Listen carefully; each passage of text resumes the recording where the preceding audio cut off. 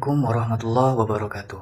Halo teman-teman semuanya, perkenalkan nama saya Femas Dwi Andika dari kelompok 4. Di sini saya bersama rekan-rekan saya yaitu Muhammad Farhan dan Abi Yunan Radafa akan menjelaskan mengenai materi kami yaitu sumber tafsir. Terdapat 3 poin yang kami bahas di sini. Yang pertama pengertian tafsir, yang kedua sumber tafsir, dan yang ketiga yaitu macam-macam tafsir. Pembahasan pertama mengenai pengertian akan saya sampaikan. Tafsir secara bahasa mengikuti wazan taf'il yang artinya menjelaskan, menyingkap, dan menerangkan makna-makna rasional. Sebagian ulama berpendapat kata tafsir adalah kata kerja yang terbalik, berasal dari kata safaro yang juga memiliki makna menyingkap.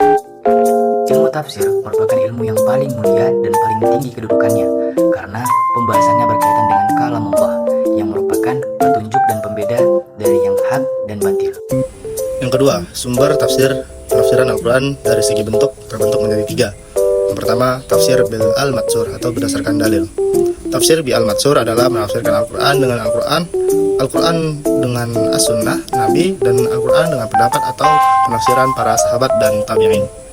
Dinamakan dengan bil al-matsur karena dalam menafsirkan Al-Quran, seorang mufassir menelusuri jejak atau peninggalan masa lalu dari generasi sebelumnya hingga sampai kepada Nabi Muhammad SAW.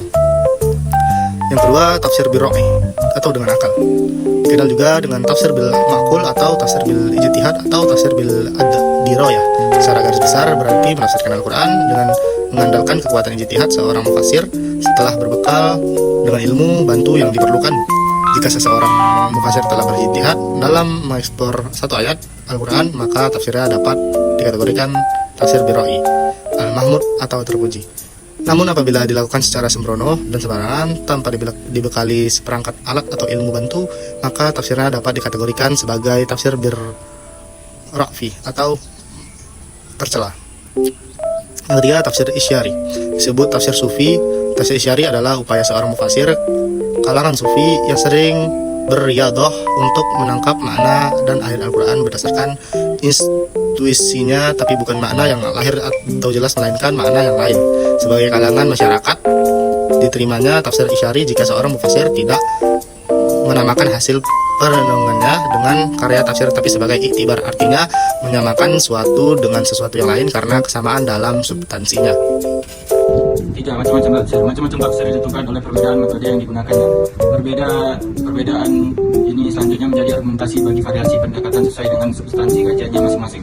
Secara klasik, metode tafsir dibedakan ke dalam 2 bagian besar, yaitu tafsir bil al-riwayah dan tafsir bil al-dirayah. Dari paduan kedua metode itu lalu muncul 4 metode, yakni 1. Tafsir tahlili, 2. Tafsir ijmali, 3. Tafsir muqaran, 4. Tafsir maudhu'i. Yang pertama, tafsir tahlili mengkaji Al-Quran dari segala aspek dan maknanya. Tafsir ini memuat beberapa macam, yakni tafsir bil al-ma'tur, 2. Tafsir bil al-rai, 3. Tafsir sufli, 4. Tafsir ishari, 5. Tafsir fikhi, 6. Tafsir falsafi, 7. Tafsir ilmi, 8. Tafsir adabi, dan tafsir isra'ilai. Tafsir ijmali menafsirkan Al-Quran secara singkat dan global tanpa penjelasan panjang lebar. Konsumsi berbagai tingkatan intelektualitas yang ditafsirkan disesuaikan urutan mushaf dari ayat-ayat dari surat ke surat berikutnya. 3. Tafsir muqarrar adalah tafsir dengan mengambil sejumlah ayat kemudian mengemukakan penafsiran para ulama.